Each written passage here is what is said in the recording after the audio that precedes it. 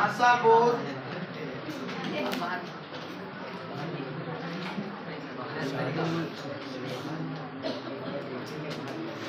चलिए साइलेंट उधर, थोड़ी सी भी आवाज मत करो, थोड़ी सी भी आवाज मत करो। भाषा बोध हम पढ़ रहे हैं। भाषा बोध के अंतर्गत कौन कौन से तत्व आएंगे, किस किस मुद्दे पे हमको बात करनी है। भाषा बोध के अंतर्गत सबसे पहले आएंगे वाक्य। सभी लोग साइलेंट, बिल्कुल जरा सी भी बात नहीं करना है, दिक्कत हो जाएगी, क्योंकि आपके भविष्य का सवाल है बेटा।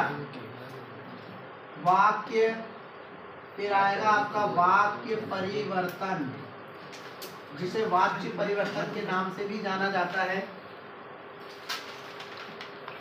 फिर इसके बाद इसमें आने वाली है भाषा। भाषा के बाद आएगी बोली।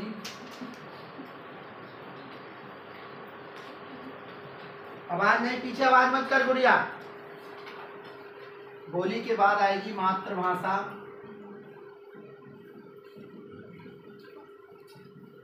मातृभाषा के बाद आएगी आपकी राजभाषा।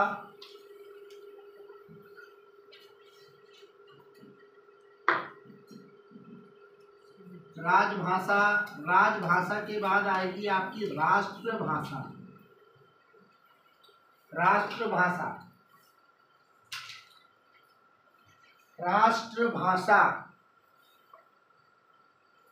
राष्ट्रभाषा के बाद हमको मिलेगा संधि, हमको मिलेगा समास,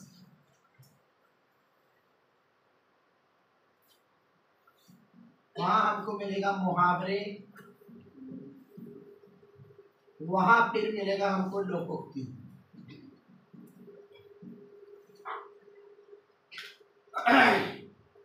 इतना पढ़ने के बाद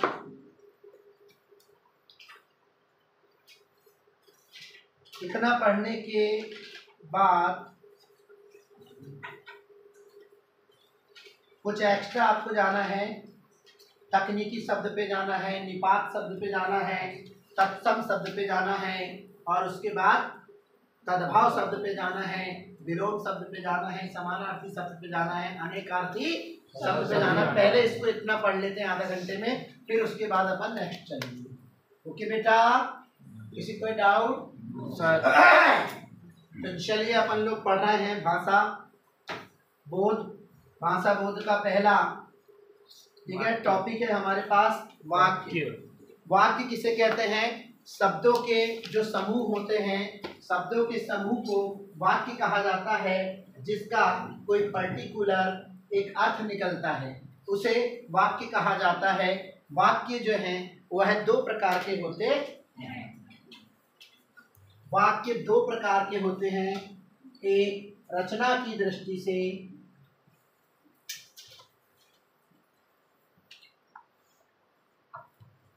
और एक अर्थ की दृष्टि से।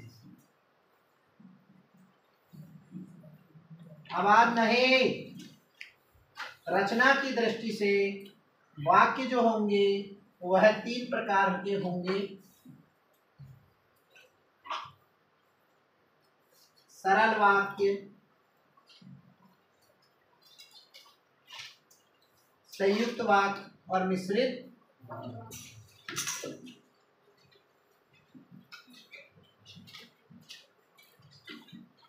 संयुक्त वाक्य। अर्थ की दृष्टि से वाक्य जो होते हैं वो 8 प्रकार के होते हैं। यहाँ पे 3 प्रकार के होते हैं, और ये 8 प्रश्नवाचक, निषेधवाचक, आज्ञावाचक, ठीक है, भाववाचक, ऐसे करके ये होते हैं कितने प्रकार के। इसके अंदर की कोई पर्टिकुलर मीनिंग को नहीं पूछता है, इसलिए मैं बताऊंगा मीनिंग।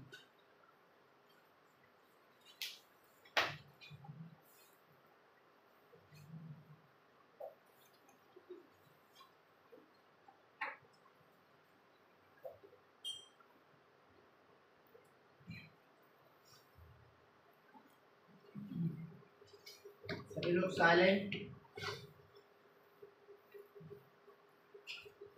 चलिए, वाक्य किसे कहते हैं? शब्दों के समूह को वाक्य कहा जाता है, वाक्य एक पर्टिकुलर मीनिंग या एक निश्चित अर्थ को प्रदान करते हैं। इसे वाक्य कहते हैं। वाक्य दो प्रकार के होते हैं, रचना की दृष्टि के आधार पे और अर्थ के आधार पे। अर्थ के आधार पे 8 प्रकार के होते हैं और रचना के आधार पर 3 प्रकार के। ये आ सकता है। Is that clear? सरल वाक्य किसे कहते हैं? सरल वाक्य किसे कहते हैं? बहुत ही आसान। सरल वाक्य, सरल वाक्य एक ऐसा वाक्य होगा, ठीक है, सिंपल, जिसमें एक ही संज्ञा और एक ही क्रिया होगी, उसे सरल वाक्य कहा जाएगा। बस बात हो गई खत्म। राम सोता है, बस हो गई खत्म कहानी। अब इसमें एक संज्ञा है राम और सोता है सोना, क्या है? एक ही संज्ञा और एक क्रिया जिसमें पाई जाती है उसको कहते हैं सरल वाक्य। मीनिंग हो गई खत्म, ज्यादा प्राण नहीं पीना में आपकी। किसी कोई डाउट? ठीक है। ऐसा वाक्य जिसमें एक ही संज्ञा और एक ही क्रिया होती है उसे सरल वाक्य कहते हैं। जैसे राम सोता है। किसी कोई डाउट? No sir. जल्दी बोलो। No sir. चलिए फिर अगला अपन देख लेते हैं संयुक्त वाक्य या मिश्रित वाक्य। मिश्रित वाक्य, मिश्रित वाक्य एक ऐसा वाक्य जिसमें और अनेक वाक्य टिके हुए होते हैं। अर्थात कहने का तात्पर्य सुनना, जब मूल वाक्य के साथ एक या अधिक वाक्य और मिले होते हैं। मूल वाक्य के साथ, इसमें जो भी मेन वाक्य रहेगा, मूल वाक्य के साथ और भी वाक्य टिके हैं। यहाँ पर और भी वाक्य इस पर क्या होते हैं? टिके हुए होते हैं या मिले हुए होते हैं। टिके हुए या मिले हुए होते हैं। किसी ने पूछा मिश्रित वाक्य क्या है? जब मूल वाक्य के साथ एक या अधिक वाक्य मिले होते हैं उसे मिश्रित वाक्य कहा जाता है। जिसमें हमेशा जो कि, वह, वहां ऐसे शब्द यूज होते हैं। ठीक है। यह पेन जो है वह राम का है, वह राम का है। यानी एक वाक्य पे दूसरा वाक्य क्या है? टिका हुआ है। ये जो घड़ी है वह राम की है। ये जो घर है वह राम का है। तो घर मूल वाक्य, उस पे दूसरा वाक्य टिका है। ये पेन किसका है भाई? राम का है। तो एक वाक्य पे दूसरा वाक्य क्या है? टिका हुआ है या मिला हुआ है। तो उसको कहते हैं अपन मिश्रित वाक्य। अब संयुक्त वाक्य किसे कहते हैं? गौर से सुनिएगा। सरल और मिश्रित वाक्य के मिले जुले रूप को क्या कहते हैं? बात होती है खत्म। सरल वाक्य और मिश्रित वाक्य मिले जुले रूप को, कौन से रूप को? मिले जुले रूप को संयुक्त वाक्य कहा जाता है। वह भोजन करता है, इसमें अधिकता और जोड़ देना। क्या जोड़ देना? और जोड़ देना। वह भोजन करता है और सो जाता है। वह पढ़ाई करता है और फिर मनोरंजन करता है। है? समझ रहे कि नहीं? और जोड़ के बना देना। बहुत सारे होते हैं कनेक्टर, आप और याद रखें। यहाँ पर और याद रखें, मिश्रित में जो कि याद रखें या वह याद रखें। और ये तो सरल है रे, सीधा है नहीं? राम सोता है। ये जो पेन है वह राम का है। अब यहाँ पे और याद रखना। क्या याद रखो? वह खाना खाता है और सो जाता है। किसी कोई डाउट? बाकी बनाते बन जाएगा। फिनिश हो गया। अर्थ की दृष्टि से बहुत सारे होते हैं, आप लोग देख लीजिए। ठीक है। वैसे कुछ लोग को डिलीवरी है। बताइए यहाँ तक कोई दिक्कत? अब वाक्य परिवर्तन पे आ जाइए आप। वाक्य परिवर्तन किसे कहते हैं? अब अच्छे सुनिएगा। वाक्य परिवर्तन, वाक्यों में कथन अनुसार परिवर्तन करना, उसे वाक्य परिवर्तन कहा जाता है। ठीक है। राम खाना खाता है, इसका प्रश्नवाचक बनाइए। और पीछे क्या लग जाता है? किसी को डाउट? इसे कहते हो वाक्य परिवर्तन या वाक्य परिवर्तन। जब निर्देश अनुसार एक वाक्य को किसी दूसरे वाक्य में कन्वर्ट किया जाता है या उसके रूप को परिवर्तित किया जाता है उसको वाक्य परिवर्तन कहा जाता है। किसी कोई डाउट? जल्दी बोलो, हाँ नहीं जवाब दो। ठीक है, ओके, बन पाएगा? ओके, चलिए हटाइए, वाक्य परिवर्तन हो गया, मिटा दो इसको। चलिए अब देखते हैं अपन लोग भाषा। अब भाषा किसे कहते हैं, तो गौर से सुनिए, एक ऐसा माध्यम जिसका प्रयोग करते हुए सूचनाओं का आदान प्रदान व्यक्ति लोग करते हैं, उसको भाषा कहा जाता है। भिन्न भिन्न प्रकार की भाषा हमारे देश में देखने को मिलती है। ये हो गया आपका क्या, भाषा। क्या हो गया, भाषा। किसी ने तुमसे पूछ लिया कि भाषा क्या है, तो और याद रखना ये ध्वनात्मक, बोलते तो ध्वनि निकलती, इसमें कुछ आवाज सुनाई देती होगी, इसको भाषा कहते हैं। ये ध्वनात्मक होती है, कुछ सुनाई दे रहा है कान में, तो ये ध्वनात्मक डिवाइस है। Is that clear? तो ध्वनात्मक शब्दों द्वारा विचारों का जो प्रकटीकरण होता है उसे भाषा कहते हैं। इसमें ध्वनि सुनाई देगी आपको, ध्वनात्मक,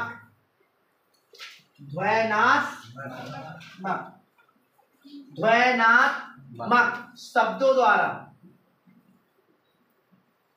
जो क्या होगा, विचारों का क्या आदान प्रदान या प्रकटीकरण, उसे कहते हैं क्या, भाषा। अब कई लोग आ गया कि भैया भाषा किसे कहते हैं, तो भाषा एक ऐसी क्रिया होती है जो ध्वनात्मक होती है, जिसमें ध्वनात्मक शब्दों का प्रयोग किया जाता है और विचारों का प्रकटीकरण किया जाता है, उसे भाषा कहते हैं। इज दैट क्लियर बेटा? ओके। अब बोली किसे कहते हैं, विचारों की अभिव्यक्ति के लिए सीमित क्षेत्र में बोली जाने वाली जो भाषा होती है उसे बोली कहते हैं। इससे सीमित क्षेत्र में बोली जाती, सीमित क्षेत्र में विचारों का प्रकटन किया जाता है। ठीक है, सीमित क्षेत्र में विचारों का प्रकटीकरण करने के लिए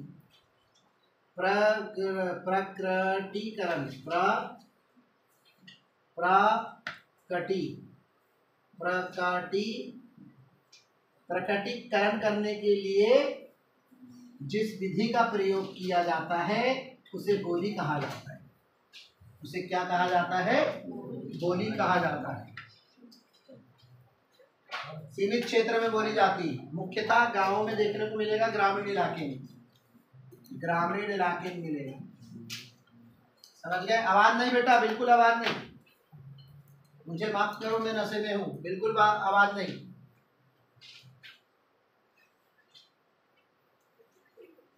बोली किसे कहते हैं, भाषा किसे कहते हैं, तो भाषा किसे लिखेंगे अपन, बहुत अच्छी समझिएगा। ठीक है, भाषा की क्या परिभाषा हो जाएगी, ध्वनात्मक शब्दों द्वारा जब विचारों का प्रकटीकरण किया जाता है तो उसे भाषा कहा जाता है। जब सीमित क्षेत्र में विचारों का प्रकटीकरण जिस विधि से किया जाता है उसे बोली कहते हैं। बोली का क्षेत्र सीमित होता है और बोली मुख्यतः ग्रामीण क्षेत्रों में पाई जाती है। किसी कोई डाउट? खाने में बस जवाब दे दो। ठीक है, और यहीं से सुनो, यहाँ से बहुत एक्स्ट्रा पढ़ के जाना जो तुमने छोटी क्लास में पढ़े हो। मध्य प्रदेश में बोली जाने वाली 2 बोलियों के नाम बताइए, निमाड़ में बोलने वाली 2 बोली बताओ, वहाँ बोलने वाली बताओ, ये बताओ, वो बताओ, फलान बताओ, पक्कड़ बताओ, ऐसे करके वाले टॉपिक तुम लोग देखना। समझ रहे हैं? ठीक है, ओके। ठीक है, मातृभाषा से केवल अपन को अपनी मम्मी याद रखना है, बात होती है खत्म। और बालक या बालिका या फिर बच्चा, जो तुमको याद करना हो वो कर लेना, कोई इशू नहीं है। मातृभाषा किसे कहते हैं, गौर से सुनिएगा।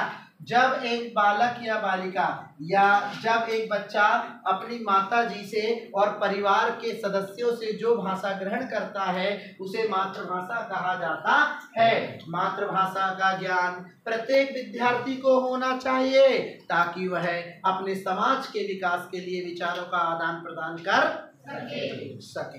इसीलिए प्रत्येक विद्यार्थी को मातृभाषा का ज्ञान होना चाहिए। एक क्वेश्चन आ गया, मातृभाषा क्या है, सिंपल वर्ड में लिखना, बात होती है खत्म।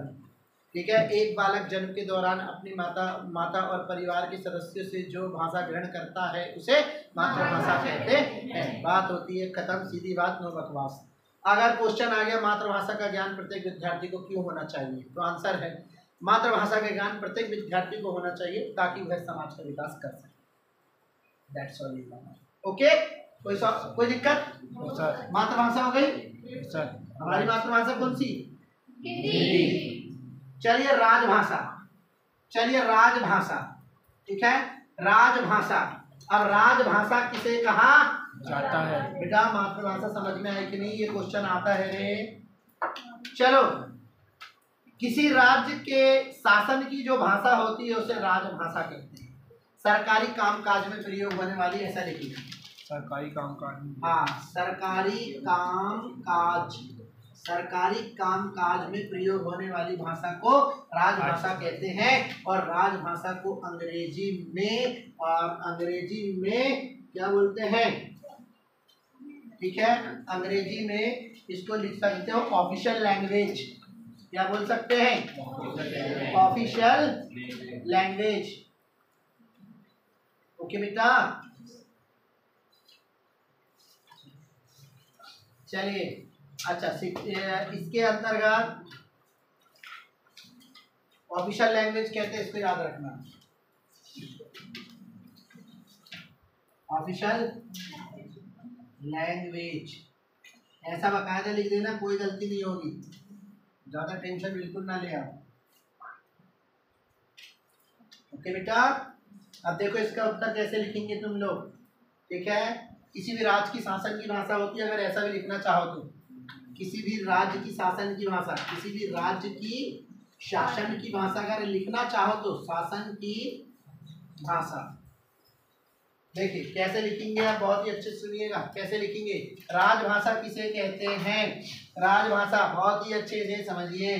किसी भी राज्य के शासन की जो भाषा होती है उसे राज्य भाषा कहते हैं। अगर ये वाला अच्छा नहीं लग रहा है तो आप ये वाला लिख सकते हैं। सरकारी कामकाजों की जो भाषा होती है उसे राज्य भाषा कहा जाता है। राज्य भाषा को अंग्रेजी में ऑफिशियल लैंग्वेज कहा जाता है। किसी को डाउट? सर अब यहाँ पर देखिए, राष्ट्रभाषा लिख पाओगे ना? जल्दी बताओ यार। अब राष्ट्रभाषा साहित्य की भाषा होती है। किसकी भाषा होती है?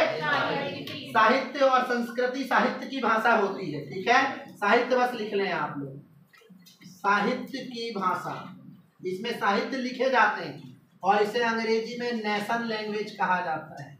नेशन लैंग्वेज बाकायदा लिख सकते हो तुम लोग, कोई इशू नहीं है। राष्ट्रभाषा किसे कहते हैं? चलिए अपन पढ़ते हैं। राष्ट्रभाषा, राष्ट्रभाषा को देश की संस्कृति और साहित्य की भाषा कहा जाता है। ऐसी भाषा जिसमें देश की संस्कृति दिखाई दे उसे हम राष्ट्रभाषा कहते हैं। ऐसी भाषा जिसमें साहित्य लिखे जाते हैं उसे राष्ट्रभाषा कहा जाता है। राष्ट्रभाषा को अंग्रेजी में नेशन लैंग्वेज कहा जाता है। जल्दी बताओ, किसी कोई डाउट? ओके, पक्का 100%। अब यहाँ से अंतर आ सकते हैं भाई साहब, भैया अंतर आ सकते। देख लीजिए, भाषा और बोली और मातृभाषा तो सिंगल आती है क्योंकि दुनिया में माँ सिर्फ एक होती है, माँ सिर्फ एक है और उसके चरणों में जन्नत है। उसके बाद भी माँ की इज्जत कोई नहीं करती। सबसे पहले मैं नहीं करता, मैं घोर पापी हूँ जो अपनी माँ की इज्जत नहीं करता। ठीक है, तो ये सिंगल ही आएगी। ये क्या आएगी? सिंगल। इन दोनों डिफरेंस में आ सकते हैं। प्रेजेंट ऑफ माइंड बैठे, मैं तुम लोगों से अंतर पूछ रहा हूँ, अच्छे देख लो।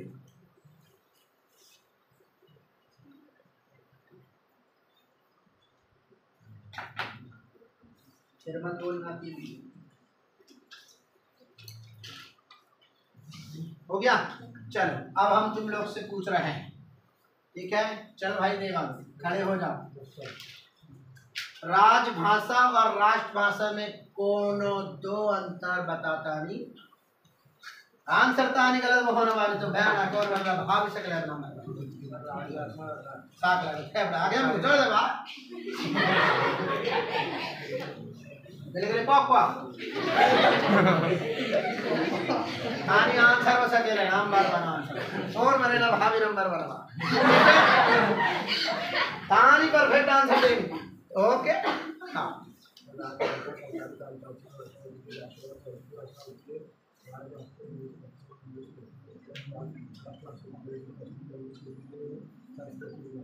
चल बैठो ताली बजा भाई। ये जब से सामने बैठ रहे हैं अच्छी पढ़ाई कर रहे हैं ठीक है पीछे क्या करत रहे हमें मालूम कौन मनेला भाजी नंबर 1 सकेला ओके कोई है भाजी लोग नहीं ला गुजराती गांडो छा जो छोरा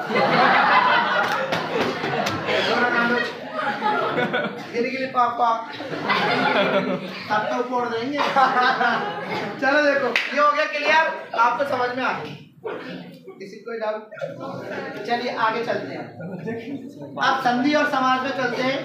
अब संधि और समास सुनो सर दो वर्णों के मेल से जो विकार उत्पन्न होता है उसे संधि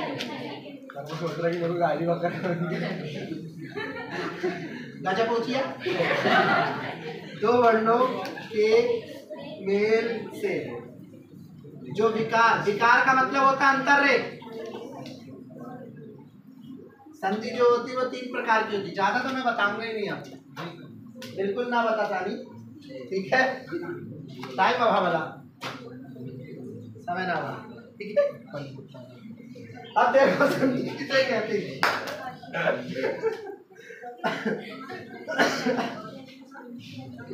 हाँ उधर क्या हो रहा है हमारी माताएं बहनें बात कर रही हैं उधर हमारे जितने काल पुरुष बैठे हैं सारे काल पुरुष निवेदन है ध्यान दें।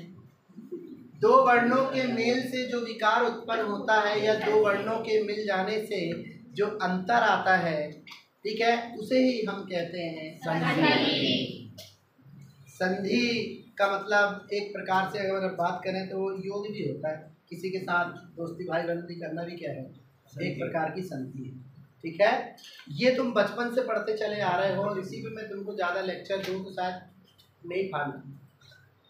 संधि समझ गए दो वर्णों के मेल से जो विकार उत्पन्न होता है उसे और इसके भिन्न भिन्न तरीके से आंसर होते हैं पर मैं अभी नहीं जा रहा अगर वहाँ से चला गया तो मैं निकल नहीं पाऊंगा ठीक है वहाँ से निकल नहीं पाऊंगा ठीक है इसलिए वो वही खत्म कर दिया मैं काम करता हूँ। और संधि होती है 3 प्रकार की। चलिए अब यहाँ पर देखते हैं अपन दो शब्दों के मेल से जो नवीन शब्द बनता है या दो पदों के मेल से कोई भी शब्द होगा वहां पर जो नवीन शब्द बने उसे हम कहते हैं क्या समास। और समास होते हैं 6 प्रकार के और उसकी ट्रिक भी बताए थे मैंने अब तक डाली। आ से अवयवी समास, बा से बहुवचन समास, ता से तत्पुरुष समास, का से कर्मधारय समास, दा से द्वंद्व समास, दी से द्विगु समास। खत्म करना ये हो गया समास खत्म। आवाज नहीं करना बेटा आवाज नहीं आवाज बिल्कुल ना करें आप आवाज ना करें आवाज नहीं। ये 6 प्रकार के होते हैं। कितने प्रकार के 6 प्रकार के ठीक है। दो ही दो अपन को आएंगे यहाँ पर ठीक है। अच्छा गौर से सुनो समास संधि को तोड़ना विच्छेद कहलाता है जबकि समास को तोड़ना विग्रह कहलाता है। संधि को तोड़ना क्या कहलाता है विच्छेद और समास को तोड़ना क्या कहलाता है ये तीसरा पॉइंट बता दिया मैंने आपको।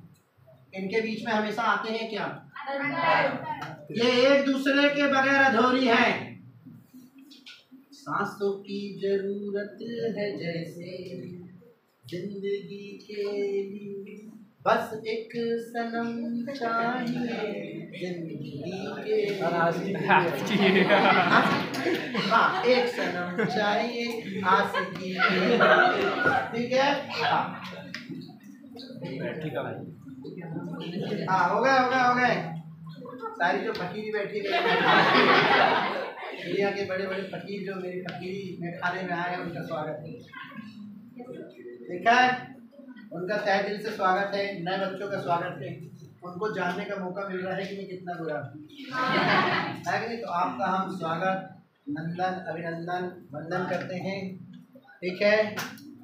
ओके, सर से लेके आपके पैर तक आपका स्वागत करते हैं, पैर के तलवे तक आपका स्वागत करते हैं, तलवे में लगी धूल का स्वागत करते हैं, धूल में मौजूद जो कण है उसका आप स्वागत करते हैं, कण में जो अणु है उसका वहाँ तक स्वागत करते हैं, अणु में मौजूद परमाणु जो छोटे छोटे भिन्न भिन्न प्रकार के परमाणु है वहाँ तक हम आपका स्वागत करते हैं, और परमाणु में मौजूद इलेक्ट्रॉन प्रोटॉन न्यूट्रॉन तक हम आपका प्रणाम करते हैं, प्रणाम करते हैं। टोटल कुल मिलाकर हम इलेक्ट्रॉनिक मास्टर, आप इलेक्ट्रॉनिक बच्चों का चलिए।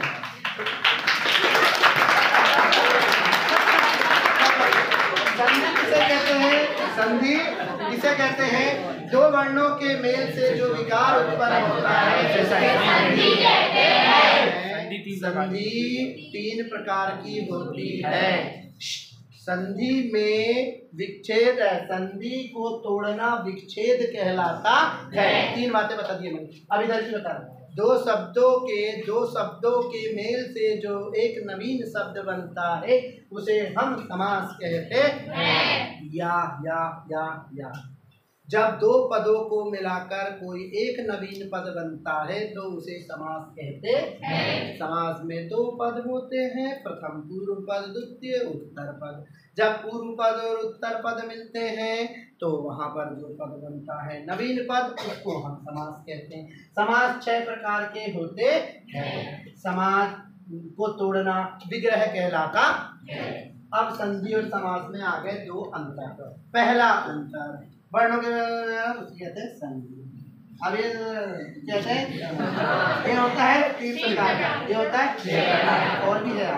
इसको तोड़ना विच्छेद है, उसको तोड़ना बस यार बस आगे जाने की जरूरत और भूल मत। विसर्ग संधि का एक प्रकार है जबकि विसर्ग समास का एक प्रकार है ही नहीं। यार लिखने के लिए बहुत सारी चीजें होती हैं, हम ध्यान ही नहीं देते तो हम क्या करें, ध्यान ही नहीं देते। हमारा ध्यान जीएफ से हटे तो हम ध्यान दें। जीएफ का मतलब गलत फहमी, गलत फहमी पे ही हमारा पूरा ध्यान रहता है कि समझ गए। चलिए यहाँ तक कोई दिक्कत? बंधु माहौल गंदा हो रहा है, यहाँ तक समझ में आ गया? ठीक है। मुहावरे और लोकोक्ति चलते हैं। मुहावरे और लोकोक्ति सुनिएगा, बहुत ही अच्छे सुनो, बहुत पहले संधि समाज में कोई दिक्कत तो नहीं बच्चों? अब चलिए मुहावरे और लोकोक्ति इनकी जोड़ी बनती और इनमें आते हैं अंतर। अब सुनिएगा इधर, मुहावरे किसे कहते हैं, लोकोक्ति किसे कहते हैं, या मुहावरे लोकोक्ति में 2 अंतर बताइए। सबसे पहले तो आप लोग समझिए, ये मुहावरे जो होते हैं, ठीक है, ये नंबर 1 छोटे छोटे वाक्यांश होते हैं, छोटे छोटे वाक्यांश होते हैं। समझ गए बेटा? छोटे छोटे वाक्यांश होते हैं। नंबर 2 स्वतंत्र प्रयोग नहीं होता है इनका, स्वतंत्र प्रयोग नहीं होता है। छोटे छोटे जो वाक्यांश होते हैं उन छोटे छोटे वाक्यांशों को मुहावरा कहा जाता है। मुहावरे का स्वतंत्र प्रयोग नहीं होता है। जब तक मुहावरे का वास्तविक अर्थ न पता चल जाए तब तक मुहावरे का प्रयोग हम वाक्य में नहीं कर सकते हैं। जबकि लोकोक्ति जो होती है वह छोटे छोटे वाक्यांश नहीं होती है। लोकोक्ति का स्वतंत्र प्रयोग किया जा सकता है। लोकोक्ति प्रचलित होती है जब लोगों के मुख से कोई बात निकलती है और वो धीरे धीरे समाज में हाईलाइट हो जाती है, फैल जाती है, उसे ही एक कथा का रूप दे दिया जाता है, तो उसे लोकोक्ति कहा जाता है। लोकोक्ति दो शब्दों से मिलकर बनी है, लोक धन युक्ति। लोक का मतलब आदमी लोग, व्यक्ति लोग, युक्ति का मतलब कोई बात। जब व्यक्ति के मुख से कोई बात निकलती है और वो समाज में प्रसिद्धि को प्राप्त कर लेती है या समाज में प्रचलन में आ जाती है, तो उसे लोकोक्ति कहा जाता है। लोकोक्ति का क्षेत्र विस्तृत होता है, जबकि जबकि जबकि जबकि मुहावरे छोटे छोटे वाक्यांश होते हैं, इसका क्षेत्र सीमित होता है। Is that clear? अब लोकोक्ति की मीनिंग समझ में आ गई। लोगों के द्वारा कही गई बात, लोगों के द्वारा कही गई बात, और वो बात क्या हो गई? प्रचलित। क्या हो गई? प्रचलित। तो वो बन गई लोकोक्ति। लोकोक्ति। Is that clear? आंखों के अंधे नाम नयन सुख, अधिजा लगा घरे छलकत जाए, नाच न आवे आंगन टेढ़ा। समझ गए? सिर पे कफन मारना, 9-2-11 हो जाए, बाहर जाना, किसके साथ? राम के साथ। राम के साथ। क्लियर? किसी को डाउट बेटा? अब यहाँ पर अंतर सुनिएगा। अब यहाँ पर आ गए हैं दो अंतर। कितने अंतर? कितना आसान है रे।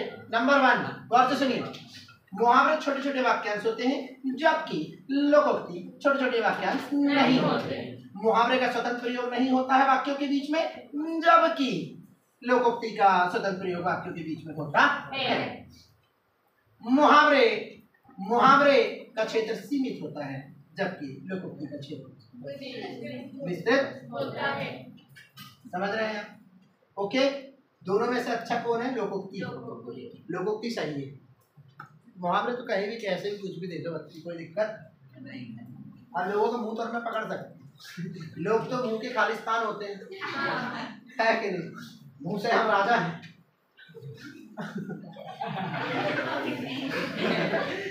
ए भाई, एक कप चाय ला। तो मुंह की दे दी, उसमें क्या रखा है? बोले हम वैरायटी अकेडमी में पढ़ते हैं। क्या हो रहा है? मुंह से देने में क्या हो रहा है? बोले हम तो पढ़ते, हम तो रोज जा रहे। तू कितने बजे जाती? बोले मैं 7 से 3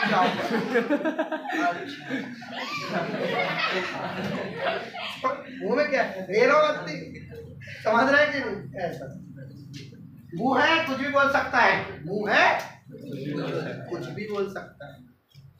बताइए, यहाँ कोई दिक्कत? अब हम जिससे पूछेंगे वो बताएगा। पक्का? देखो, मुझे बहुत खुशी हो रही है, तुम लोग सब अपना 100% दे रहे हैं। आप 100% दीजिए बेटा। इस बार एमपी टॉपर को मैं 11,111 रुपये दूंगा, और नेक्स्ट आने वाले साल में मेरी आर्थिक स्थिति बहुत अच्छी हो जाएगी, क्योंकि मेरे चाहने वालों ने जो जख्म दिए हैं मुझे 2 साल पहले, वो अभी उड़ गए हैं, हो गए हैं ठीक।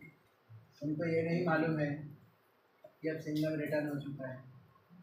ठीक है, समझ गए? न हारे थे हम कभी, न हारे थे हम कभी, पर वो कहते गए, हम सुनते गए, ऐसी भी हार हुई है मेरी कभी। तो कोई दिक्कत नहीं, ले लिए जख्म को, कोई दिक्कत नहीं। क्या उसी को लेके बैठे रहेंगे?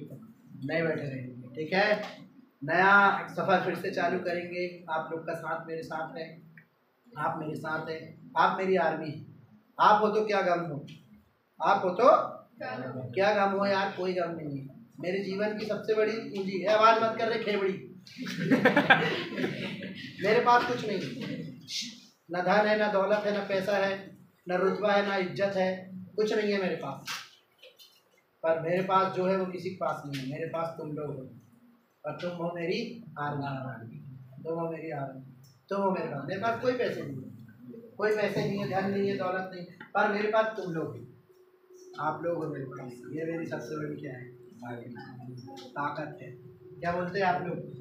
ठीक है, तो आने वाले 2024 के लिए मैं 1,11,111 रुपये, अगर इस रिकॉर्ड को कोई ब्रेक करेगा तो वो रखूंगा 2024 का, और अभी मेरे तरफ से 11,111 रुपये ही है, क्योंकि मेरी आर्थिक स्थिति क्या खराब है।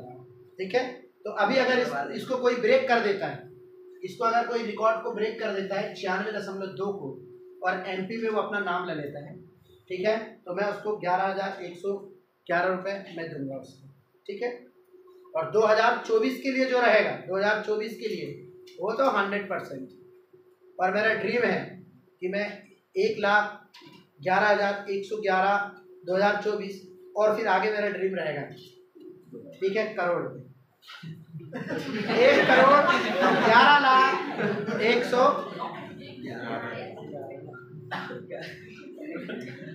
तेरा तुझको अर्पण। याद आ गया, समझ रहे हैं? अभी मेरी 1000 की पोजीशन है, इसलिए 1000 का इनाम दे रहा हूँ। 24 में पूरा भरोसा है, मेरी लाख की पोजीशन, इसलिए लाख दूंगा, और उसके बाद जब करोड़ का मौका आए मैं दूंगा। आप बिल्कुल झूठ नहीं बोल रहा हूँ। आप लाके तो देखो, एक बार लाके देखो। नहीं दूंगा, मेरे ऊपर क्लेम कर देना मेरे ऊपर कि सर तुमने बोले थे, अब तुम दे रहे। बस आज वो बच्चा मेरी ही अकेडमी का होना चाहिए, मेरी ही, और पूरे सब्जेक्ट मेरे से ही पढ़ा वाला होना चाहिए। एक फिजिक्स उधर जा रहा है, केमिस्ट्री उधर जा रहा है, बायो उधर जा रहा है, नहीं, पेवर माल अपना ही होना चाहिए। क्या बोलते हैं आप? नहीं तो उसमें और दूसरा हथियार ले गया, मेरा टॉपर है, तो नहीं, सिंगल होना चाहिए, वन मैन आर्मी। वो यही ब्राइट का ही स्टूडेंट होना चाहिए, ये ब्राइट। Is that clear? तो भाई इसको तोड़ो, तुम लोग इसको तोड़ो, ठीक है, तोड़ो तो अचीव करा करो ये सब चीजें, ठीक है। चलिए अब यहाँ देख लीजिए, मैं उससे पूछ रहा हूँ, आप मुझे बताएंगे। चलिए अब लड़कियों से पूछते हैं, आयु से पूछते हैं। आज तक आयु से पूछा नहीं मैं। खड़े हो जाओ और आप बैठ जाओ, तुम खड़े हो जाओ, बोलेंगे। हाँ, अब तुम हमें मातृभाषा का अर्थ समझाएं, और मातृभाषा का ज्ञान प्रत्येक विद्यार्थी को क्यों होना चाहिए, वो बताएं। मातृभाषा एक परिवार में बोलने वाली भाषा है, जिसमें माँ तथा बच्चों तथा परिवार के बीच संवाद होता है। मातृभाषा बहुत आवश्यक है ताकि समाज में व्यक्ति अपने विचारों को प्रकट कर सके। वेरी गुड, ताली बजाओ।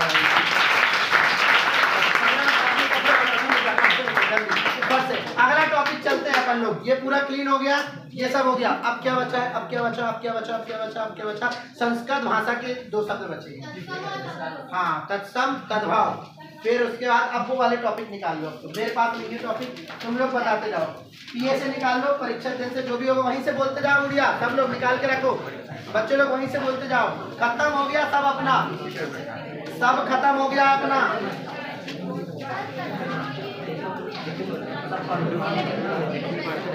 चलो साइलेंट।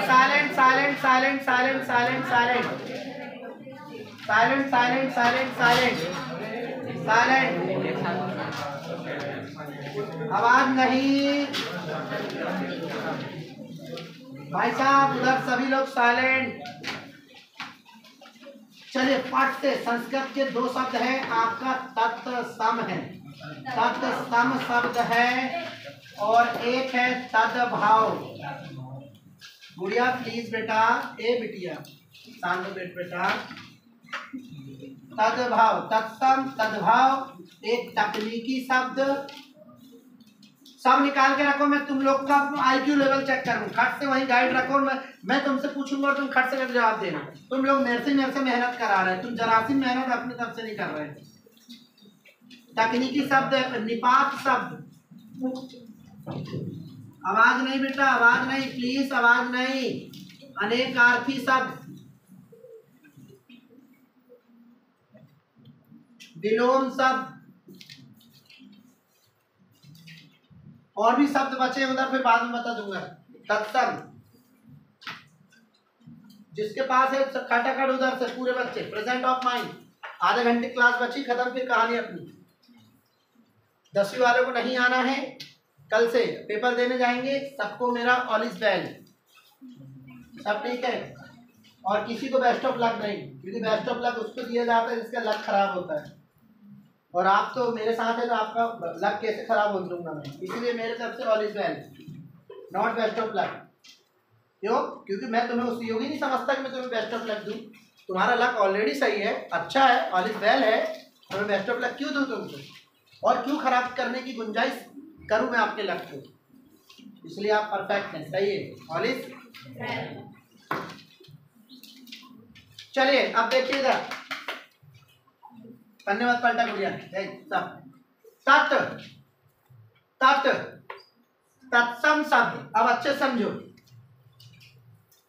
वे शब्द जो संस्कृत भाषा से लिए गए हैं और वह हिंदी भाषा में जैसे के वैसे प्रयोग किए जाते हैं, उन्हें तत्सम शब्द कहते हैं। अरे वाह, क्या बताया, बोले मासब ने इसकी ऐसी तैसी। मासब ने ये बताया है कि एक है संस्कृत और एक है हिंदी, और बस खत्म काम, जैसे के वैसे, ये हो गया जैसे के वैसे, खत्म हो गया आंसर। ऐसे शब्द, गौर से सुनो, ऐसे शब्द जो संस्कृत भाषा से लिए गए हैं और वो शब्द हिंदी भाषा में जैसे के वैसे बोले जाते हैं, उन्हें हम कहते हैं। एक आध उदाहरण दे दो कोई। अस्थि, ये हो गई अस्थि, तो क्या बोलोगे? अस्थि। संस्कृत में भी अस्थि और हिंदी में भी अस्थि। Is that clear? अब आपके घर में कोई मर गया है, बोले हम अस्थि लेकर जा रहे हैं गंगा जी में विसर्जन करने, बोले हम अस्थि नहीं बोलूंगा, बोले अस्थि क्या बोलते, बोले हड्डी, तो हम बोलूंगा हड्डी विसर्जन करने लेकर जा रहा हूं, ऐसा बोल सकते क्या? नहीं ना। तो ऐसे शब्द जो संस्कृत भाषा से लिए गए हैं और वो हिंदी भाषा में जैसे के वैसे, उसे कहते हैं क्या? तत्सम। और आप इसके उल्टे बोल दो भाई साहब। अब सारे बच्चे अच्छे से ध्यान दें, अच्छे से ट्रिक सिस्टम से पढ़ना है अपन को। मुझे जीवन में एक ही चीज आती है, केवल पढ़ाई, और वो भी अच्छे से नहीं आती, समझ रहे हैं? एक ही काम आता है मेरे को, क्या? पढ़ाना। साला दिक्कत इस बात की, वो भी अच्छे से नहीं आता। आरोप लग गए मेरे पे कि मैं लड़कों को, बच्चों को टॉर्चर करता हूँ, और आरोप लग गए हैं कि दिनेश मासब बच्चों की जिंदगी बर्बाद करता है। आओ, आरोप लगे मेरे। चलो इधर देखिएगा, चलते हैं। ऐसे शब्द जो संस्कृत भाषा से लिए गए हैं और वह जैसे के वैसे, ठीक है, नहीं बोलते, उन्हें कहते हैं। क्या लगता है, पटा लो? अरे ऐसे शब्द जो संस्कृत भाषा से लिए गए हैं और वो हिंदी भाषा में जैसे के तैसे नहीं है, उसे कहते हैं तद्भव शब्द। क्या लगता है, पटा लोगे? ठीक है, ओके, क्लियर? उदाहरण बता दो एक बिटिया। है फिर से, मस्तक ऐसा है, मस्तिष्क तो नहीं है। हाँ भाई, ये अपन को नहीं मालूम यार, हमको तो पढ़ाते आते नहीं ना। मस्तक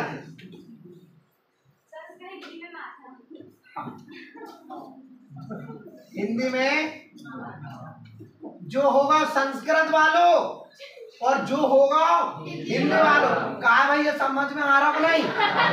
कच्चू नहीं आ रहा होगा? क्या कर रहा है भैया? कच्चू मत करवा, तुम्हारी गाड़ी आए ना, अपन दोनों गाड़ी बतावा मत करवा रहे, सो अच्छा लगे, मत करो ना।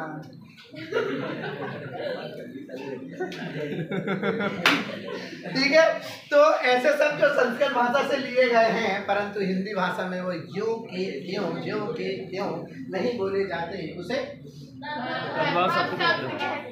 किसी को डाउट? क्लियर? चलिए भाई, कोई दिक्कत? अब सुनो तो, किसी ने क्या खूब कहा है, आयु भाई गौर से सुनो। किसी ने क्या खूब कहा है कि दिल भी किताबों से लगाना यारो, दिल भी किताबों से लगाना यारो, अगर बेवफा भी हुई तो काबिल बनाकर छोड़ो।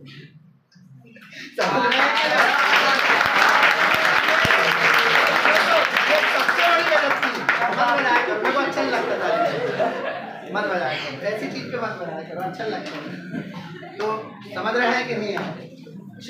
अब तकनीकी शब्द देखते हैं। अब दो में अंतर आ गया। इधर सुनो बंधु, हंसी हंसी में सब आ जाएगा यार। देखो टेंशन मत लो, हंसना हंसाना आदत है मेरी, हंसना हंसाना आदत है। ताली नहीं चाहिए मेरे को, कोई भी ताली हरकत नहीं करे। हंसना हंसाना आदत है मेरी, आपको अपना बनाना आदत है मेरी, और जो रूठ कर मुंह मोड़ कर जाते हैं मुझसे, उन्हें आवाज देकर बुलाना आदत है मेरी। ठीक है, तो ऐसा है, ज्यादा टेंशन मत लिया करो तुम लोग, आराम से पढ़ो, अच्छे से पढ़ो। देखो यार, जिंदगी बर्बाद थी, बर्बाद है और बर्बाद रहेगी। क्या उखाड़ लोगे तुम? तुमको क्या लगता है पटा लोगे? मत करो ना। चलो तो फिर तकनीकी शब्द, चल संस्कृत तकनीकी शब्द की वो पढ़। हाँ सब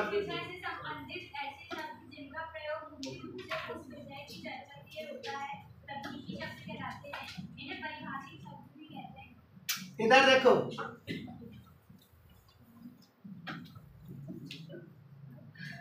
आवाज नहीं। अब देखो अपन अपने तरीके से, ऐसे शब्द जो किसी विशेष की चर्चा, विषय की चर्चा के लिए यूज किए जाते हैं, प्रयोग किए जाते हैं, उन्हें तकनीकी शब्द कहा जाता है। ऐसे शब्द जो किसी विषय की चर्चा के लिए प्रयोग किए जाते हैं, उन्हें तकनीकी शब्द कहा जाता है। इन्हें परिभाषित शब्द के नाम से भी जाना जाता है। इन्हें परिभाषित शब्द के नाम से भी जाना जाता है। शब्द होगा खत्म। चलिए बताइए एक आध उदाहरण। इंजीनियर बताओ,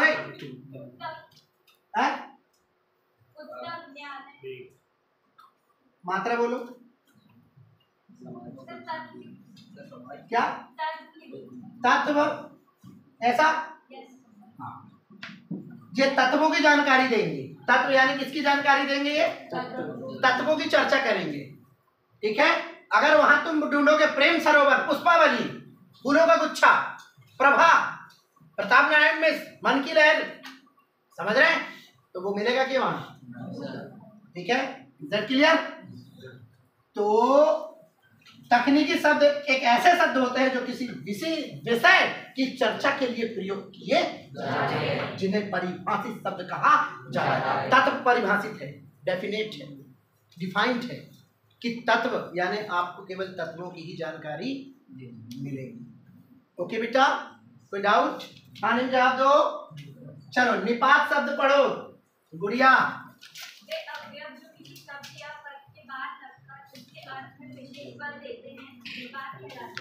हाँ, और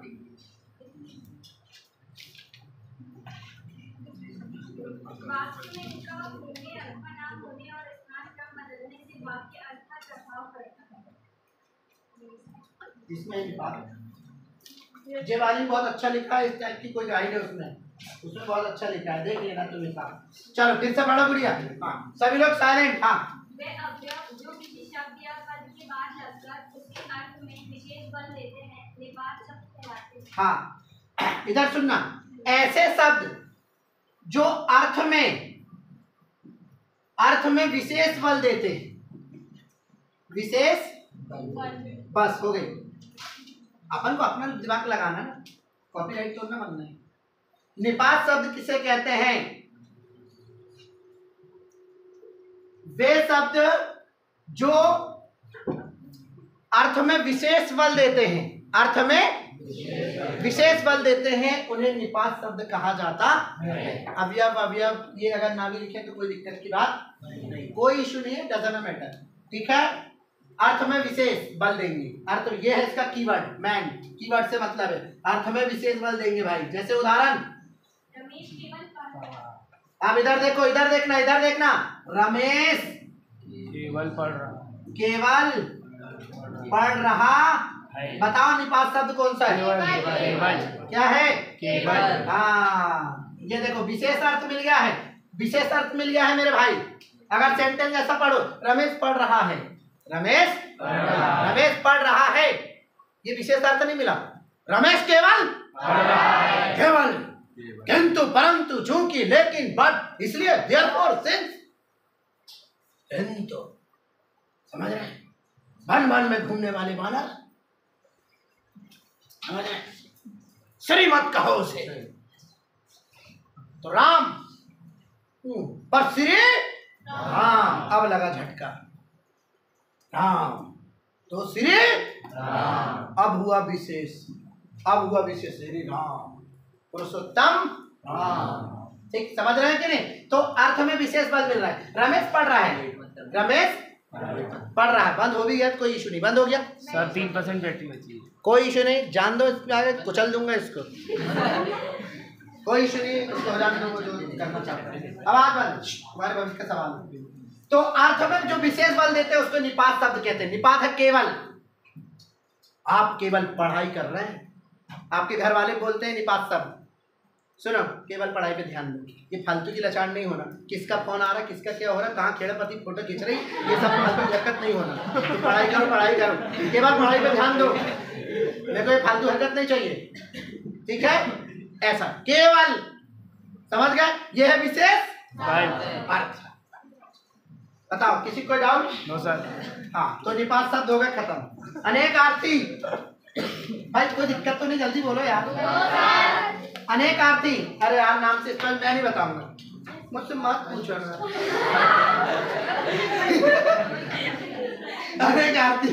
अनेक आरती कौन बताएगा वो नाम से स्पष्ट क्या बोलो एक शब्द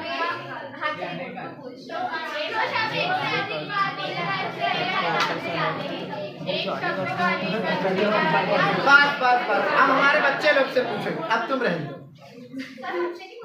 कोई दिक्कत नहीं कोई एक आध बुजुर्ग आदमी बैठा होगा कोई सियाना आदमी बैठा होगा संस्कार वर्मा जी चलो भैया आप तक मेरी बात पहुंच रही है this call can not at the moment because the condition of network क्या आप मेरी बात सुन पा रहे हैं हाँ बताइए आप कैसा महसूस कर रहे हैं अनेक आरती नाम से स्पष्ट है यार चलो पढ़ो संस्कृति सभी लोग साइलेंट सर गाइड नहीं है भगाओ ना अरे यार अनेक आरती मतलब नाम से स्पष्ट है अनेक आरती दो शब्दों से मिलकर बना अनेक धनार्थी अनेक मतलब अनेक जो अनेक अर्थ देते हैं एक प्रकार से सिनोनिम्स ठीक है समानार्थी भगाओ ना इसको इधर आओ विलोम शब्द अरे यार मुझसे मत पूछो ना अरे यार मत खत्म तो मत करो प्लीज मेरे को ये बात मत पूछो यार मत पूछो ना